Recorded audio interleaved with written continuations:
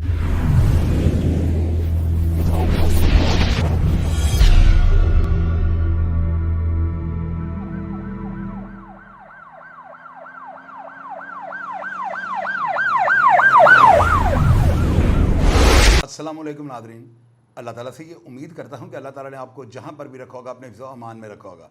आज से कुछ दिन पहले जो है ना सियालकोट के अंदर फाहदी घुम्मन नामी एक जो है ना क्रिमिनल, उसका पुलिस मुकाबला हुआ है। सीसीडी ने जो है इसको हमेशा के लिए अबदीन नींद सुला दी है। ये लड़का जो है ना एक मासूम लड़का था। आप यकीन करें कि जब मैंने इसकी कहानी के ऊपर रिसर्च किया ना और सियालकोट में अपने सोर्स जो है वो इस्तेमाल किए हैं, आप यकीन कीजिएगा इतने मर्डर मंदिर यहाँ पे आए हैं ना कि मैं ख़ुद हैरान होगा कि ये बंदा था या कोई बला थी। इस लड़के का जो आगाज़ है ना वो कॉलेज स्टूडेंट यूनियन से जो है होता है और वहीं से जो है ना इसके अंदर वो वायरस जिसकी मैं बात करता होता हूँ वो इसके अंदर जन्म ले लेता है। इस फाहदी गुम्मन ने जो है ना यकीन कीजिएगा सियालकोट के अंदर ये जो 14, 15 या 20 कत्ल आपके सामने मैं रखने लगा ना, ये तो वो हैं जो मंजर आम पर आ चुके हुए हैं। यानी सीसीडी ने जब इसको अरेस्ट किया था या पुलिस ने जब इसको अरेस्ट किया तो ये सारी चीज़ें जो है ना सफ़र मिसल पे आ चुकी हुई हैं। यानी इसमें कोई ऐसा मर्डर नहीं है कि जो मैं आपको कहूँ कि जी मैंने बाइट से जो है ना ख़बर लिया, इसका प्रूफ नहीं है। ये नामजद था इन सारे मुकदमात में। तो आप यकीन करें कि 18 कत्ल तकरीबन जो मैंने गिनवा दिए हैं। अब इन कत्लों का जो सिलसिला शुरू कहाँ से होता है और इसके अंदर कौन सा ऐसा वायरस जिसने इसको जो है ना उजरती कातल बना दिया। नाज़रीन, ऐसी जो कहानी होती है ना बड़ी सबक आमोज़ होती हैं। आप अंदाज़ा लगाएं कि इस बंदे का इतना खौफ और दहशत थी ना सियालकोट के अंदर कि आज के दौर में अगर पप्पू बर्फ़ वाला या पप्पू खान के साथ या भोला सन्यारा के साथ अगर इसकी तशबीह दी जाए ना तो मेरा ख्याल ये किसी एंगल से भी जो है ना उनसे कम नहीं होगा। आप अंदाज़ा लगाएं कि जदीद दौर है, लेटेस्ट हथियार हैं और ये बंदा जो है ना 2-2 ग्रुपों से पैसे लेता था और एक दूसरे के बंदे मारता जाता था। मैंने इसके ऊपर जो है ना एक डॉक्यूमेंट्री सारी तैयार की है, इसलिए मैं डॉक्यूमेंट्री बीच में कर लेता हूँ कि कहीं पर आपको बताते वक्त जो है ना एक भी लफ्ज़ जो है ना इसकी ज़ेर ज़बर ना हो जाए। आप ये डॉक्यूमेंट्री चेक करें। फाहद घुमन हाजीपुरा का रिहायशी था और ये 2 भाई थे।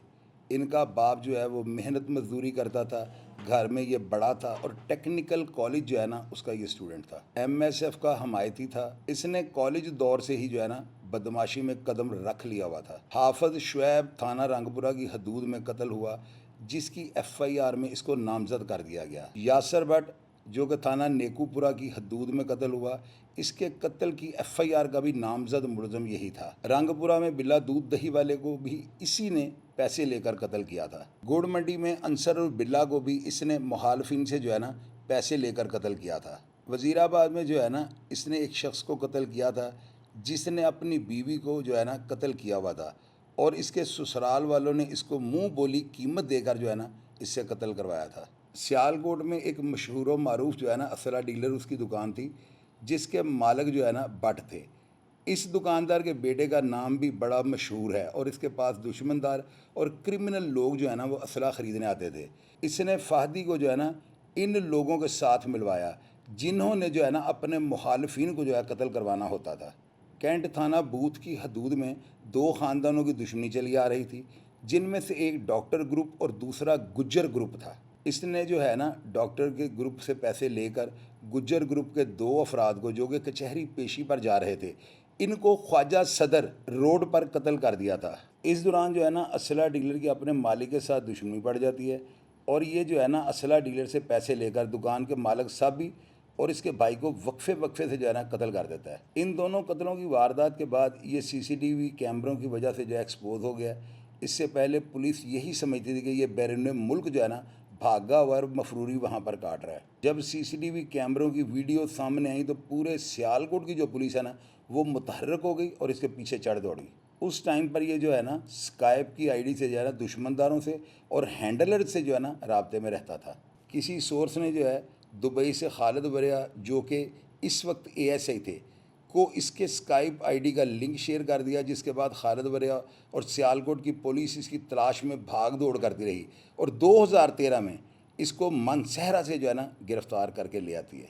इसके बाद ये तकरीबन 7 माह तक जेल में रहा। असला डीलर जो है ना ये अपने मालिक मकान को कत्ल करवाने के बाद इस वक्त जो है आयरलैंड के अंदर जो है मफरूरी काट रहा है और अब तक जो है ना ये इश्तिहारी है। असला डीलर जो है ना वो बाहर से बैठा हुआ इसके केसों की पैरवी करता था और इसको जेल में जो है ना ख़र्चा भी वही भिजवाता था। महर अब्दुल्ला नामी एक शख्स जो कि ईले पहलवान का बहनोई बताया जाता है, इसने भी फहदी के साथ रब्ता कर लिया और इसकी सपोर्ट जो है ना शुरू कर दी और वो ईले पहलवान की बेवा को इससे कत्ल करवाना चाहता था। इसी दौरान सिंगार ज्वेलर और मैरिज हॉल के मालिक का बेटा अपने बाप को कत्ल कर देता है और जेल में इसका ताल्लुक फहदी के साथ बन जाता है।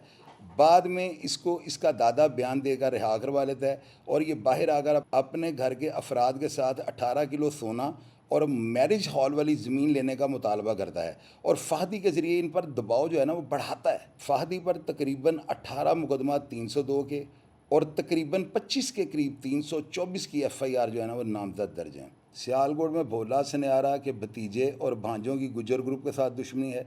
गुज्जर इलाके के नंबरदार भी कहलाते हैं। भोला सनियारा का भतीजा अली शेर फहदी का दोस्त था और ये बात ज़राए ने कन्फर्म किया कि दोनों पार्टियों के तकरीबन 15 अफराद कत्ल हो चुके थे और इनमें से ज़्यादातर को फहदी ने ही पैसे लेकर कत्ल किया हुआ था। रंगपुरा में बाबा कबाबों वाला जिसकी दाढ़ी सफ़ेद थी, इसको भी फहदी ने फायरिंग करके जो है ना कत्ल कर दिया था। इसको राजू राकड़ के बेटे पर एक लड़के शेख के कत्ल का इल्ज़ाम है जिसको हकीकत में फहदी ने कत्ल किया हुआ था और राजू राकड़ का बेटा आज तक बैरून मुल्क इश्तिहारी है। इसके बाद इसने अड्डा पसरूरियाँ के करीब एक शख्स जिसका नाम फ़ारूक और फ़ारूका बांदरी था, इसने बहुत ज़्यादा बंदर रखे हुए थे। इसको एक बहुत बुरी आदत थी कि ये लड़कों के साथ बदफेली करता था और इसके किसी मुखालिफ ने कहकर फहदी के ज़रिए जो है ना इसको भी कत्ल करवा दिया। ये जो कत्ल था ना, इस कत्ल के बाद लोगों ने फहदी के बारे में जो है ना एक पॉजिटिव नज़रिया रखना शुरू कर दिया। आपने इस डॉक्यूमेंट्री में देखा है कि इस बंदे ने किस तरह जो है बर्बरियत, चंगेज़ियत और फ़िरौनियत का जो है ना एक बाज़ार सजा रखा था। इस शख्स ने जो है ना सियालकोट के दरो दीवार को हिला के रख दिया था। अदारे परेशान थे, अदारे ये सोच रहे थे कि इतने ब्लाइंड मर्डर हो कैसे रहे हैं और उनके ज़हन में यही बात है कि बैरून मुल्क है। ये तो जब उसने वहाँ पे जाके सदर रोड के ऊपर किसी शख्स को कत्ल किया है तो वहाँ पर ये CCTV कैमरे में रिकॉर्ड हो गया है। वहाँ से जो है पुलिस ने इसके ऊपर काम शुरू कर दिया और उनको अंदाज़ा हो गया कि बंदा तो पाकिस्तान के अंदर है। यानी बाहर की सिम में इस्तेमाल करना एक फ़ैशन बन चुका हुआ है और ये जितने भी यानी काम करता था ना सिम में बाहर की इस्तेमाल करता था। तो आप अंदाज़ा लगाएं, पहले ये स्काइप के ऊपर जो सारा कुछ करता रहे, लेकिन उस वक्त जो है अदारे इतने मुतहरक नहीं थे।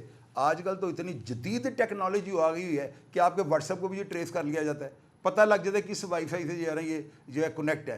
तो आजकल तो जो है मेरा ख्याल है अदारों से बचना नामुमकिन हो चुका है। फिर देखें क्या हुआ है, पहले की पुलिस का ये जो है ना गिज्जा हुआ था, इसके ज़हन में यही बात थी कि मैं इतना ताकतवर हूँ, सारे मुकदमा जो है नामालूम दर्ज होते हैं, मैं जब पकड़ा जाता हूँ मेरे दिए हुए बयान का कोई इसकी कोई वैल्यू नहीं होती। ये आगे कबाले जुर्म कर लेता था, FIR नामजद होती थी जिनका रिलीफ लेकर ना वो जिस तरह ये असला डीलर इसकी पैरवी करता था, आयरलैंड से बैठा हुआ और भी लोग हैं जो इसकी पुष्टपनाही करते थे, वो फिर अपने सोर्स को और पैसों को इस्तेमाल करके जो है ना इसको बाहर निकाल लेते थे। आप अंदाज़ा लगाएं एक स्टूडेंट बच्चा जो है वो कब से शुरू होता है कत्ल वगारत करता है और एंड उसका क्या होता है, उसको जहन्नम वासिल कर दिया जाता है। नाज़रीन, आप लोग कहते हैं कि जहन्नम वासिल ना कहा, अगर मुझे ये बताएं जितने अफराद इसने कत्ल किए हैं, चले मैं कहता हूँ इनमें से 4-5 जो है ना गलत होंगे यार, बाकी 10-12 जो उसे नहीं मारे होंगे। क्या मैं इतना ही बुद्धू बैठा हुआ यहाँ पे कि सियालकोट की स्टोरी में ब्लंडर कर जाऊँ? ये 18 कत्ल जो है ये जेन्युइन इसने किए हुए हैं। आप नीचे कमेंट बॉक्स पढ़ लीजिएगा। मैंने आज तक ये स्टोरी क्यों नहीं की थी, मैं इसके ऊपर रिसर्च कर रहा था क्योंकि मैं फादी घुमन को मैं नहीं जानता। मैंने फ़ारूक घुमन का नाम सुना हुआ था, वहाँ पे वो आरफ मुग़ल है लड़का, वहाँ पे टीपू भाई है मेरा भाई है, मुर्तज़ा अलवी है और बड़े दोस्त हैं मेरे। वो कई ऐसे अफराद हैं जो गैर स्टूडेंट हैं, यानी गैर तालिब इल्म है, मैं उनको भी जानता हूँ। लेकिन ये करैक्टर जो है मेरे लिए एक नया था।